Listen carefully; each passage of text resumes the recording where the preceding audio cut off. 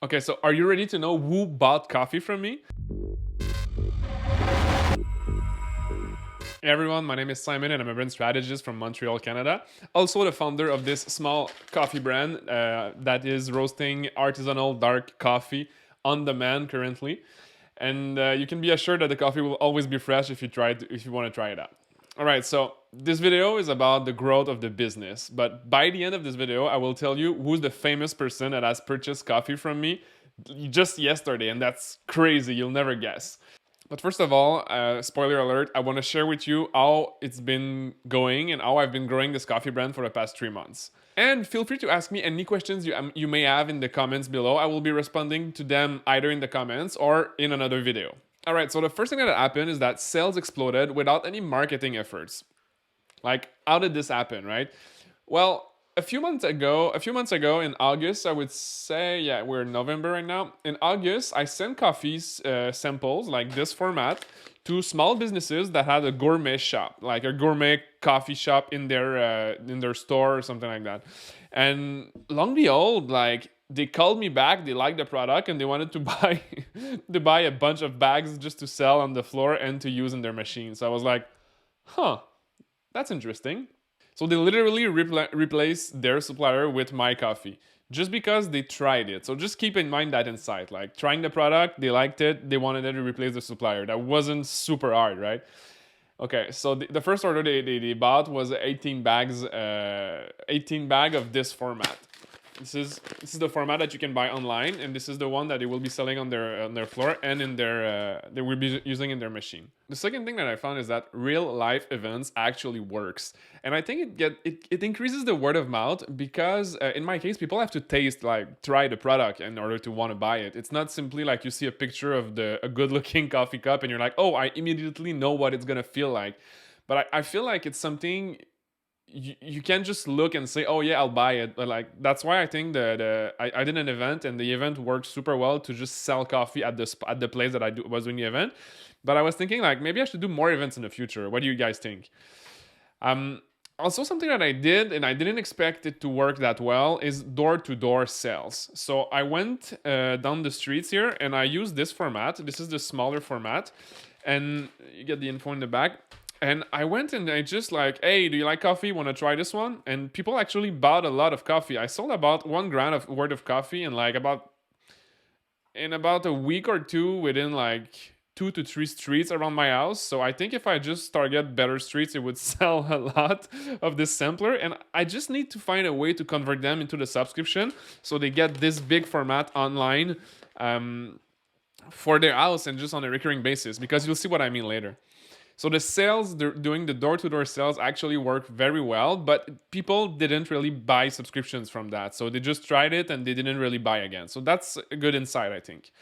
So like I said, I modified that on the other side.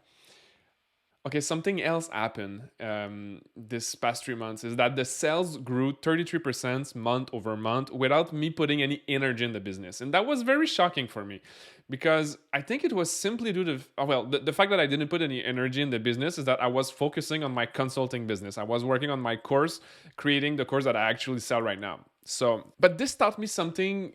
This taught me something very interesting. It's that people who subscribe to the product did not cancel their subscriptions ever since they bought in. That means that every month over month, my churn rate was so low. I think it was like at 1%, and one guy just canceled over the last 2 years because he didn't like the taste, and that's perfectly fine with me. So that's telling me that the product itself, when it's good, it's gonna grow organically, and that's a big plus for any product business, right? So my goal for 2022 will be to focus solely on growing the subscriptions, because that's where I've noticed that like my lifetime value is a lot higher than anything else in the business. So the sole KPI I will be working on is the subscriptions. But also there's something that I believe it's working in my favor, is that people love to get freshly roasted artisanal coffee that is not too expensive directly to their doorstep every month when they run out. I think just that little thing, that simple business model, is filling a need in my market, actually. Something else I wanted to share with you is that influencer marketing on a low scale in order to drive conversion did not work for me. And what do I mean by that? Let me give you some numbers. I had 10 to 12 influencers that we worked on for 3 months, not worked on, but like worked with for 3 months, that actually generated 0 sales. But we got like 20,000 impressions from unique accounts on Instagram. And that's just on Instagram. I didn't touch TikTok in that strategy.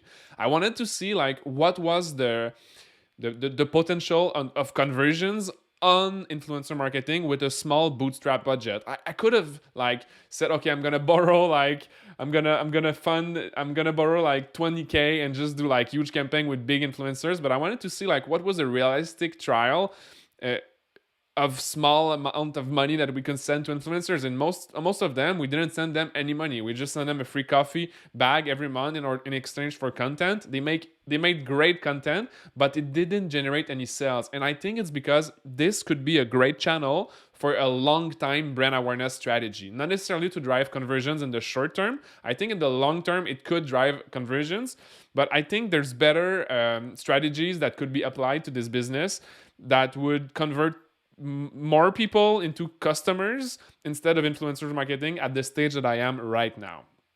So that was an insight too. Okay, so are you ready to know who bought coffee from me? So just last night, Arlie, the president of Shopify, bought coffee from me. The freaking president of Shopify. That's just insane, right? And he bought coffee from me because he tweeted something on Twitter that he was looking for gifts just for the holiday seasons. And it was just a great timing for me because I saw that tweet and somebody had put like a coffee mug, like, hey, check my coffee mug. It's a Shopify store, blah, blah, blah. I think it was like my dad makes coffee mugs. And I was like, hey, what about adding this coffee in your mug? And he just immediately purchased one. I went straight to the basement. Oh, it smells so good. I went straight to the basement and I bagged the order in. I put the sticker on and I shipped it immediately. I was so excited last night. Just to conclude this video, like that was my learnings for the past 3 months, a lot of business stuff. And what I want to finish on is like what's next for CF, Café Foncé, right? So my strategy is going to be shifting a lot. Well, not a lot, but like it's going to be shifting a bit online. I'm going to move towards better distributions channels using marketplaces with demand embedded in them instead of trying to create demand from social media. And that's different for me because I'm usually a big proponent of creating content to generate demand. But what I'm going to try to do with this product business is that I'm going to try to put it on marketplaces and market around those marketplaces where there are searches around that. So I kind of want to try Uber Eats, the DoorDash, see if I can just like put bags of coffee on there. I want to try to be an Amazon seller because I heard that's a good thing to do. So I did not try that before, so I will try it now. Also, another project that I want to set up in the background is I want to be able to offer the possibilities for businesses like the coffee shop, the gourmet shop I told you before, to be able to buy at a wholesale price in the back end of my Shopify store, just to centralize my business as much as possible, to keep it simple, lean as much as possible. And they will be able to have like a special rate in the back end and have access to different formats for their stores. So the consumers on my website will be able to just buy this format because it's the only one that makes sense with the shipping fees. And wholesaler and stores will be able to have like a smaller format. If you can see like that, smaller format. This is the 340 grams. Yeah, 340 grams. And this is the 907 grams, the big one, this one. So yeah, guys, that's the video. And if you like this video and you didn't watch the videos that I made on my 10 lessons since I've started the brand, I highly suggest that you watch this one. It's gonna appear right here or there or over my face. I don't know where it is, but like it's on my face right now. So just watch this one. It's a great video, and I believe that you will be enjoying it because every day seems to be enjoying that video.